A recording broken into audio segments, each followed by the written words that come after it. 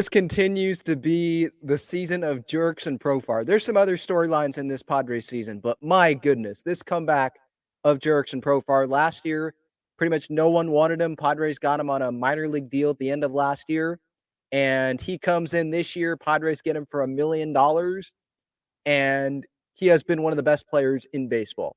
He's not going to win the MVP, but he will, I think, get top 10 MVP votes.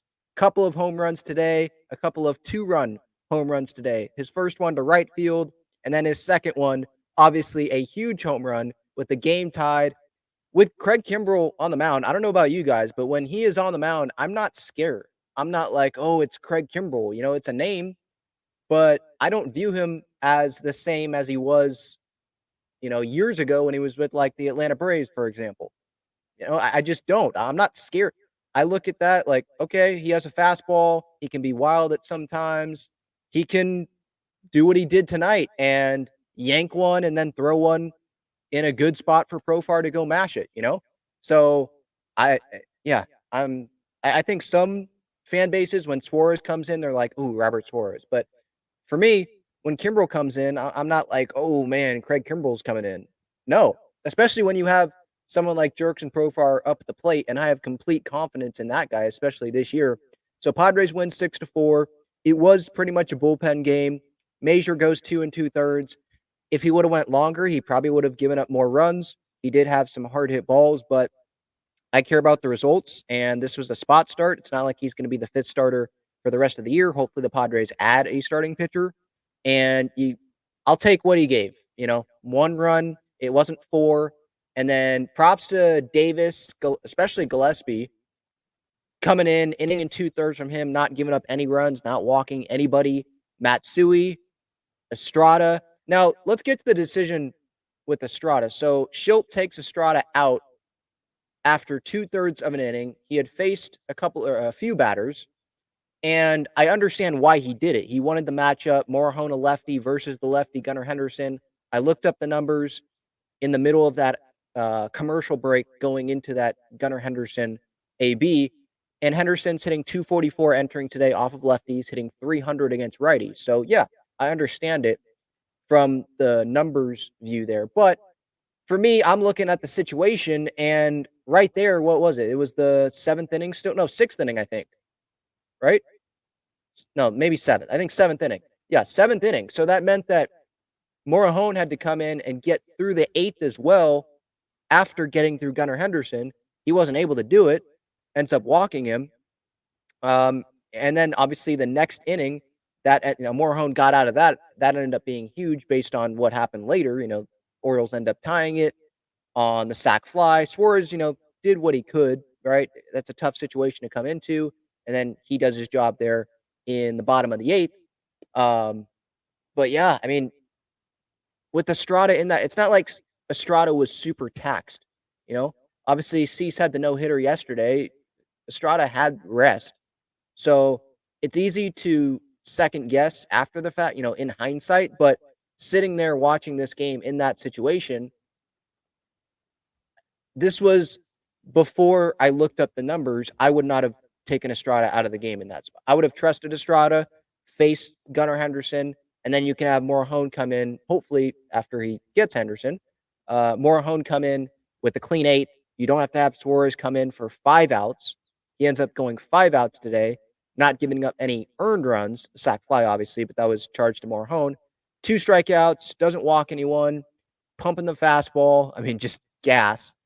So that was the really one interesting managerial decision today from Schilt, and I'm sure he'll get asked about it in his post-game presser, and he will probably say it was matchups, and I have trust in Adrian Morahone. I'm not saying that I don't have trust in Adrian Morahone, because he has built that so far, especially recently with his pitching. He's been able to stay healthy this year. That's great. But again, it wasn't like Estrada had thrown 25 pitches and then Gunnar Henderson was up.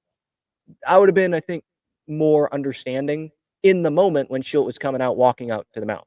Again, then I looked up the numbers and I saw the matchup and I was like, I'm not going to be super pissed off about this. It sucks that it didn't work out. in that spot, you didn't get the guy that you brought Morahone in for. Now, got out of the inning with the grounder. But yeah, that was the one decision there. And then offensively, obviously, it's a Jurickson Profar night, but I did want to highlight some other guys here. Xander Bogaerts, a multi-hit game again.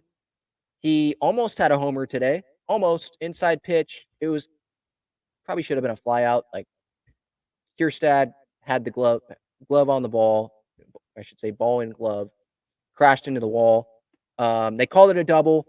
I want to give props to not just Bogaerts there for putting the ball in play, but Manny. Because if you were watching the game live after that play, they showed the replay of Manny running from first to second. He sees where the ball's at. He knows the situation. He doesn't want to touch second base because if it's caught, he's going to have to touch second base again before he gets back to first. Wants to avoid that. So he stays and he's kind of hovering over second base. And then he sees it drops and he goes. And then he starts hauling it, sprinting around the bases. He's blowing the gum as he's doing it, and then scores. So that's the, Schultz earlier this year when he was defending Manny, right? And we know Schultz going to defend his players. The smart base running, the base running that doesn't get talked about a ton, at least enough to Schultz liking. That's, I think, what he is talking about. That little stuff there. And I'm happy that they showed it on the broadcast, that we get to appreciate what Manny did there in that situation. When I think that he should give more of an effort, I'm going to get on him. When he does great things, I'm going to applaud him, like tonight. So good job out of Manny there. That made it 3-2. Merrill with the double down the line made it 4-2. That was one of the highlights of the night, seeing Jackson Merrill's family and all the support that he got. The fat heads of Jackson. It's amazing. And by the way, merrillmadness.com, I believe, is the website. Jenny, Jackson's mom, had a great explanation on the whole Merrill Madness thing. I did not know this. I thought it was just support of Jackson, and it is, but it's something that they've been doing, it seems like, for a little bit now, where they've had these shirts not just since he was up in the big leagues, but since he was in the minors with the Padres. Because I saw a picture earlier today of when Jackson was with San Antonio. But anyway, Merrill Madness, they donate donate proceeds to help other families pay for their child's travel ball. Because travel ball can be expensive, obviously, the road trips. I mean, Jackson was going to North Carolina for travel ball. So it can get expensive. So if you want to help out there and support Jackson, Merrill Madness, go ahead, go to that website. I posted the link on X, by the way. Scroll down, you'll see it.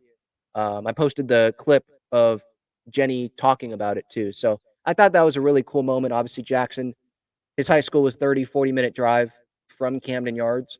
So I'm not surprised that he came through. It seems like he comes through in those big moments. I know it's not the postseason right now, but from what we've been able to see in Jackson's rookie year, Fenway, against the Dodgers, Orioles, whenever it's really been, off Mason Miller, it seems like he comes through. He's not going to come through every time, but a lot of the time he does. And that was such a Jackson Merrill swing, just taking it the other way.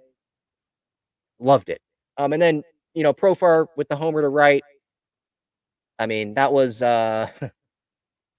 don't throw that pitch to Profar. That's what I'll say about that. And then again, Kimbrel just grooved a fastball to him there in that night. With Morahone, that homer obviously killed him, and I believe the double after that killed him as well. But the homer to Santander, I mean, that pitch was right in Santander's sweet spot as well. I mean, it was what, mid-90s fastball, middle in. Yeah, he's going to crush that ball. So, not saying that Morahone should be like kicked out of a high leverage role or anything like that. Just wasn't his best night. But he also had some bad luck as well. I mean, the single later in that inning, I believe, ball wasn't hit hard. It was just hit where Kim couldn't come in fast enough and make the throw to first to get the guy in time. Can't really do anything about that. That's baseball. But Padres won. That's really that's the huge positive, obviously, out of this, right? Is you don't get the best performance from Adrian Morahone tonight, but you still found a way to win. Those great teams, they find a way to win games even when things aren't going right. And that's what this Padres team has done sometimes this season.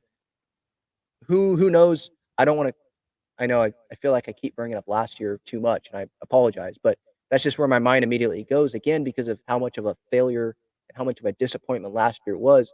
I don't know if last year's team ends up winning this game.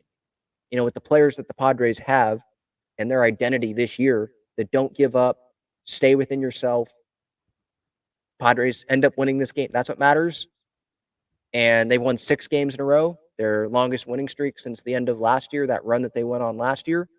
And it ends up being a happy night. They won the Adam Major game when they didn't have the favorable pitching matchup going into this game. So we got to take that as a big win. Obviously, already a successful road trip.